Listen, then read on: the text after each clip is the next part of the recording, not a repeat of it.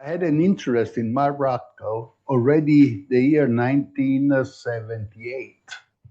I was young at that time, but visiting the Guggenheim Museum of New York, I had the chance to fall in love with this artist. More recently, like 2013, I have met the son of Mark Rothko. His name is Christopher, and he was educated as a psychologist at Yale, but since the early 2000s, he has become a scholar, a full-time scholar on his father's work. And he also wrote in 2015 a book with the title Mark Rothko From the Inside Out. I had translated that book with the name Dentro l'Opera.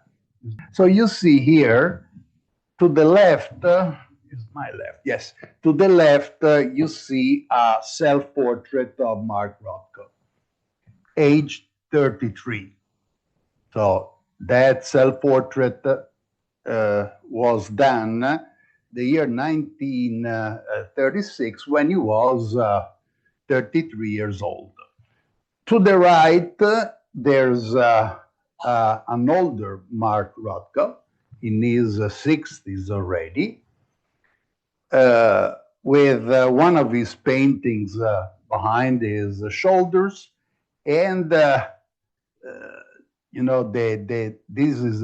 was a black and white photo, colorized later on, so it's very much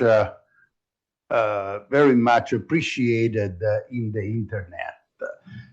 Between 1903, when he was born in Vinsk, today's Latvia, but it was in those days part of the Russian Empire. Well, his family emigrated to America. He did that, but a little bit later because the family had already immigrated in the early 1900s, and he did the year 1913, 10 years old. So all of his education is American. His soul remains Russian, probably. So he never went back to Russia. He didn't want to do. He had the bad memories of it. About Rothko as an old man, or I would say mature man, I want you to know the very tragic news about this man who committed suicide aged 67. So this was a family tragedy, and it was a tragedy also for the art world, of course. 67, he wasn't too old to continue doing things very important as he was promising with his work.